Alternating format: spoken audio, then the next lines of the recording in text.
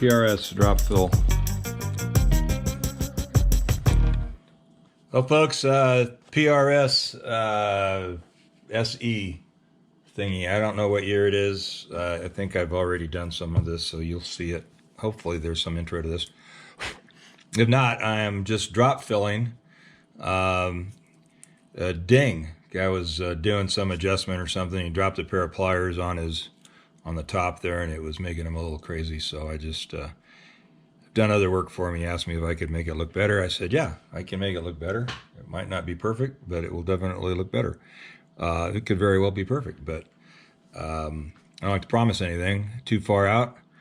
You know, if you do this sort of thing, you know, if you don't promise too much, when they get it back, they're really amazed. So, razor blade with Scotch tape on the ends. So I'm just leaving a little exposed part here. Now I drop filled this 5 times. I used the Glue Boost product, and this isn't necessarily a yeah, go get this stuff kind of moment here. It works, but I seriously could have used the cheapest stuff on the shelf. I don't think it really matters for this. I actually like, for most general work, I like the Titebond instant bond stuff. I have that in various thicknesses, viscosities, if you will. So I've already, you know, I do a couple apps and then I scrape a little bit because I don't want to, you know, overfill it. And then I did that again. Anyway, I am just now at the point, I've already done a little bit of scraping, but I'm just continuing to scrape. And I may or may not be the best camera angle. I've got a very, very short tripod on this thing to get you in close. So I might even knock the camera over in the process. So we're getting down there pretty close. So you can see now I'm all the way down to where I'm getting nothing, no sound whatsoever. I really should have my visor here so I could look at this and see if I have any low spots. I don't think I do. It looks really good. Visor on. I don't think that's a low spot. I just have like a little inclusion in that super glue for some reason or other, right at the edge. Might have been a scuff mark or something from the original impact that just got buried under the glue, so kind of have a little white line there. I don't think that's going to be terribly obvious, actually, once we're buffed out. I could tell you, I could almost just leave that alone and not even buff it out. It looks pretty amazing. Yeah. So, but because I'm me, and I can't ever leave well enough alone, I'm going to take some sandpaper to this. I think I'll start out, well, I got a bunch of 600 here. I'd rather start out with 800. What is that? There we are, 800 right there. And it's actually pretty worn out 800. I have a little tray up on my counter here that I just keep this stuff on. What I'd like to do is just make a strip here. I'm just ripping a strip of this off of here. Pretty sure this is a Dan Earlywine trick. I think that's who I saw do this originally. I've seen it other places, but so pretty much figure out right where your spot is at, and you put your finger on that spot, and then you just pull your paper out. So you're not sanding all over the place trying to get that one little spot leveled out. So you tend to spend more time right on that one little spot. And so we'll do that, and we'll get those edges blended in.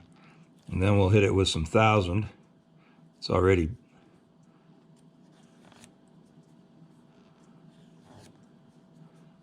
well, that's really, so I think the Scotch tape, if I remember correctly when I mic'd it, was something like 2 to 3 thousandths of an inch thick. So I've only had to just take that little bit off. Now that I'm feeling something, but I can't tell what it is. It's so fine.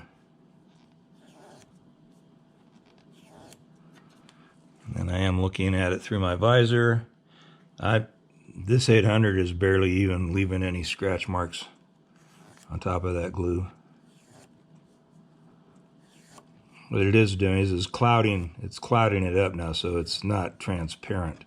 So that's that, and that's just on the surface. But once I do this with 1015 and 2000, and then I buff it, it will completely go away. And as I go to the last grit, I'll circle out a little bit. I feel a little tiny something there. Not sure if it's still high or if it's a divot. Either way, as long as you can't see it.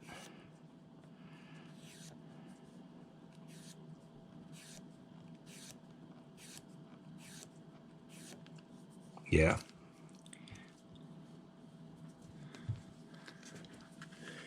It is a little fiddly.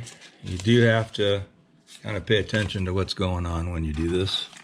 I could, because PRS tend to have a fairly thick enough finish that you don't have to worry too much about burning through. Here's a piece of 1000, but it's really burned up. Okay, we're gonna just go like that.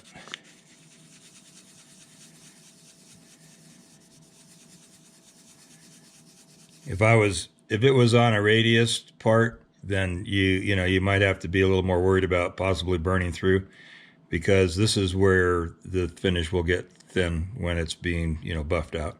But up here on the flat, I'm sure there's quite enough finish.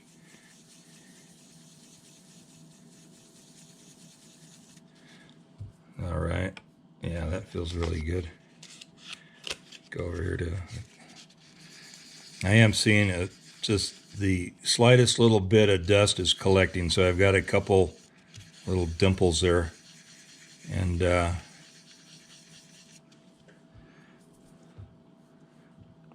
should probably not let that go. I'm going to have to just touch that with a little bit of glue and then start this process over again, because I don't want to have that. I don't want to have those holes. Like I said, they're very, very minute. But so I'm going to turn you off at this point. I'm going to just get a razor X-Acto knife and pick the dust out of those little pockets there, and then fill those and just top those off, and then re-scrape, re-sand, and then I'll bring it back to buff. And I'll try to remember to bring you back in for that. I should remember that. Okay, so we're back on the PRS. Got I'm just back to the 800. I scraped it with the razor, so I'll do that. Oops.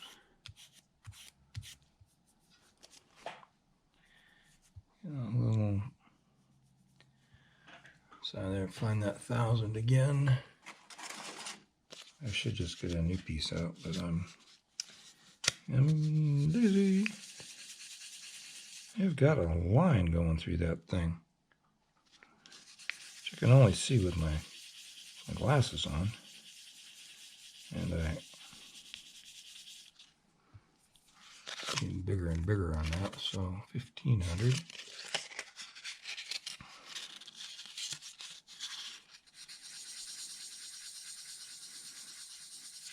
Yeah, that.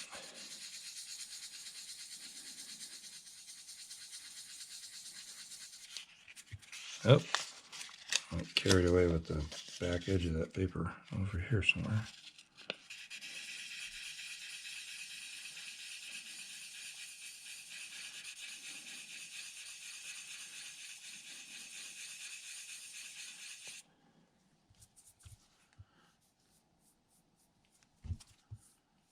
Oh, I don't feel that anymore. It definitely got a little line though down inside there. It's inside of it. That's unfortunate. So I can't get inside out of it. But maybe by the time it gets buffed out, we'll be good. I'm going to try buffing it out at 15. See what we get. A little bit of the semi-chrome polish, which is so popular with many of us repair guys. And yeah, I'm just rubbing it with my finger for this first bit.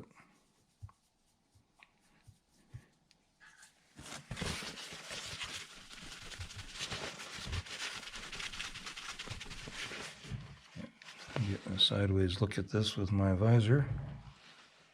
Oh, light, wow. That is amazing. Yeah, there's, I think I mentioned it earlier. So a line that was down inside there, I think, was the edge of the dent. And I probably could have put a little stain on that or something initially and not have that now, but I didn't think about it.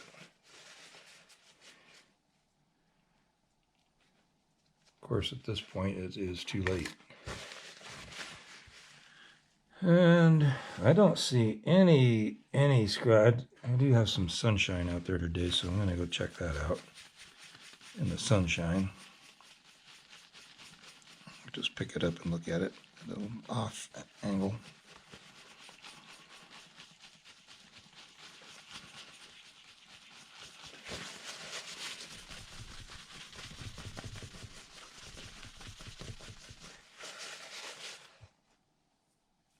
Wow. Can't feel it, can't see it. I got a feeling this guy will be happy with that. I know. I would be. So I'm just putting it up in the light at an angle. And I can see some stuff there. Gonna have to polish it some more. It's funny how that matters. It's a big difference. The super glue is absolutely translucent though, which is really cool.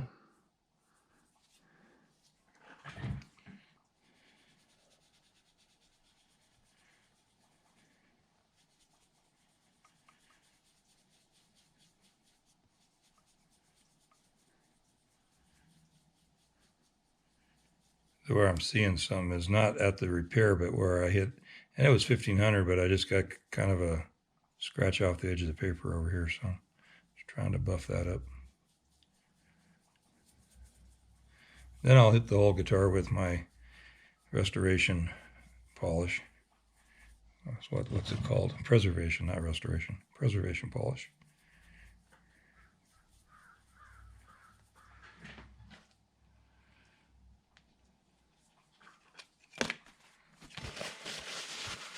So that's it. That's how you do it. It's don't want to make it look too easy. Everybody will be doing it. So I have a little bit of residue from that polish. I also have a little bit of scratching. So I'm going to hit it with 2000 and then repolish. But I'll let you go right there.